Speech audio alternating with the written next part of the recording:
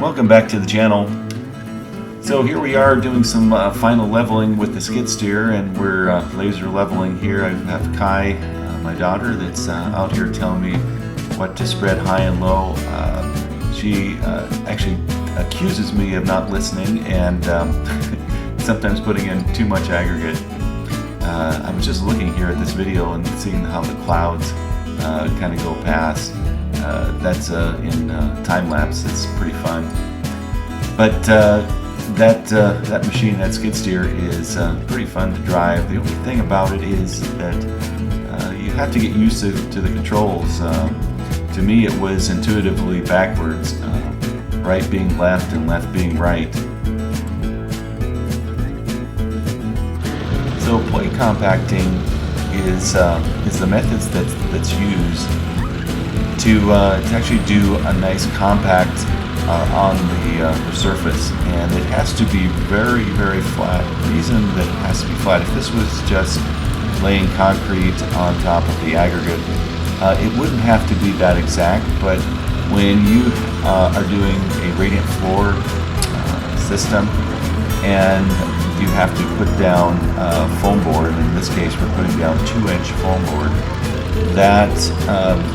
that will vary a little bit, and so you have to go over and over and over again to actually get it nice and level as you can. So that foam board is perfectly flat, and so if you have any spots that are high or low, it's going to come out.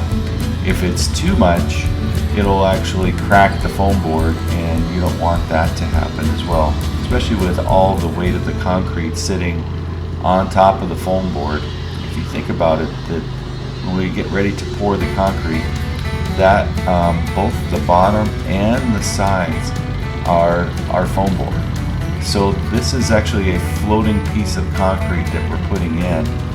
So the base that we are laying down here in preparation for the foam board has to be pretty level, and in some cases we are trying to make it level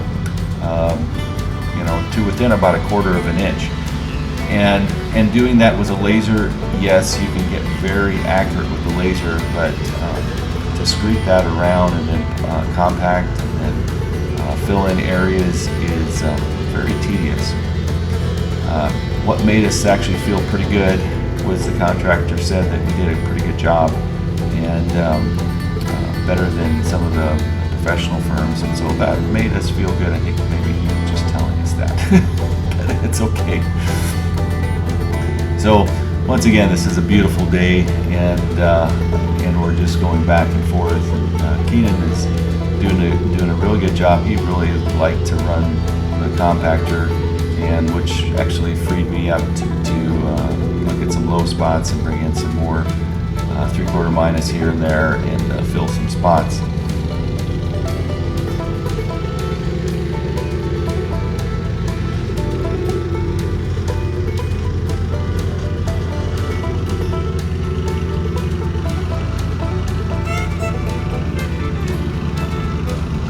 So a few other things that go through a person's mind when you're doing this compacting in preparation for the concrete is you're thinking about all the things that are in the ground already. You know, all the painstaking work that's gone into putting in the sewer, doing the pressure test, making sure all the fittings are good, and you're hoping that stays the same. You're thinking about the water lines, the PEX, and making sure that is going to work a long time into the future, forever.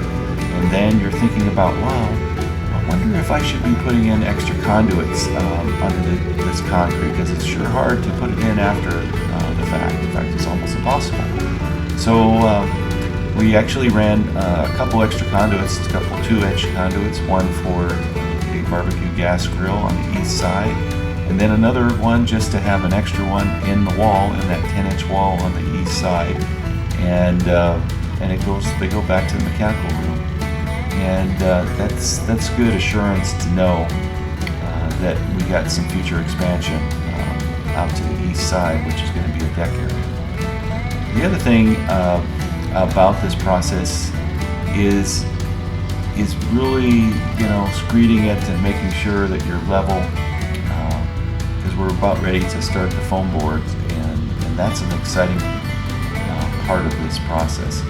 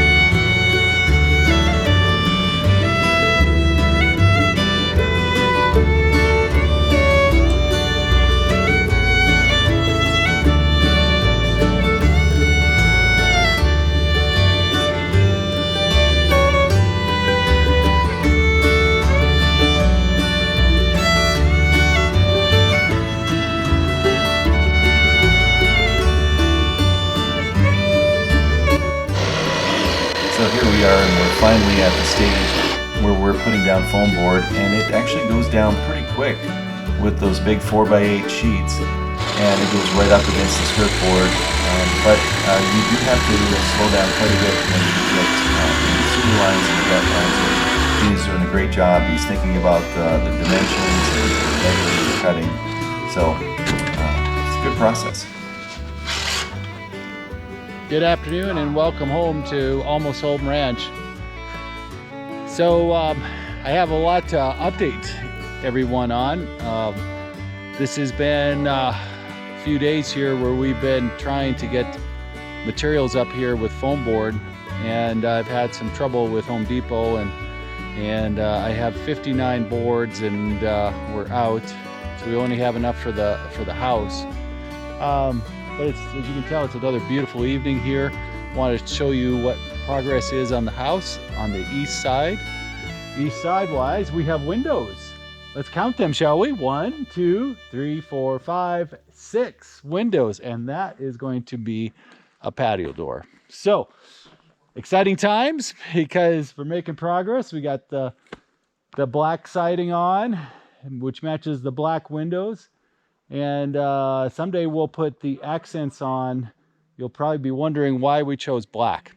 Well, that's a whole nother video, but basically we're going to have a black and a blonde contrast in this house here, especially on the outside. So that we really like the style of that, and you can see there's footprints, people walking up the side of the building. Actually, that was done before, of course.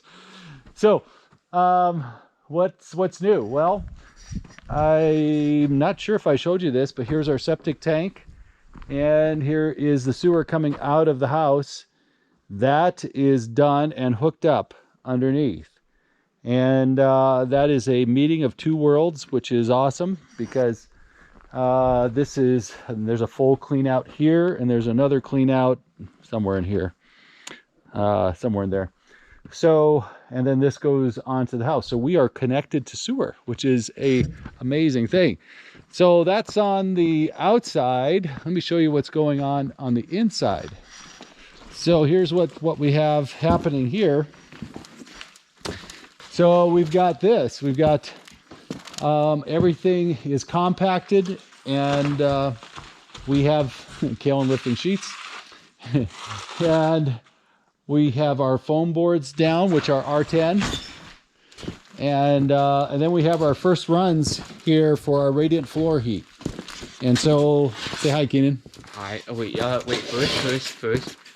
Do we put these, like, all of these tools in the? Yeah, in the shed. Okay. Okay, thank you.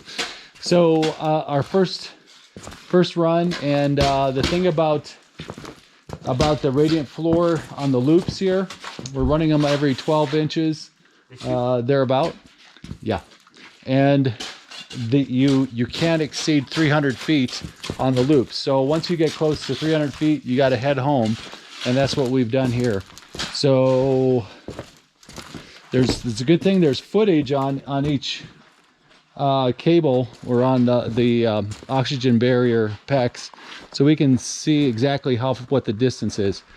And then we come up on top of the foam board with this nice organizer here, and you can do two half-inch PEX lines per. So we'll have 6 on this side and then 6 on the shop side here. So one will go one direction, the other one will go the other direction here when we get this all done.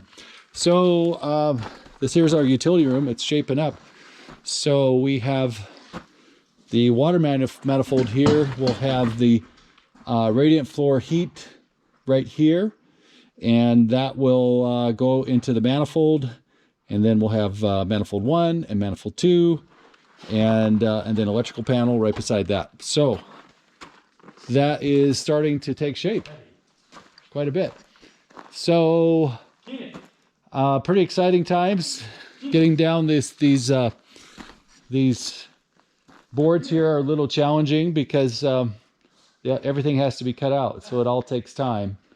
But what comes next on top of this is 5 inches of concrete, and we're looking forward to, we're trying to get that pour done this week if we can get enough foam board. That's the big question. So that's our update for today. Is that right, Kai? Yeah. Okay. We are tired. It's in the truck. And I think we're going to go home. So beautiful sunset here tonight on the other side of the ridge. And the house is really taking shape. Quite a blessing when you think about it. It's just so much work to do, but one day at a time. All right, folks, we'll see you soon, and stay tuned. Take care.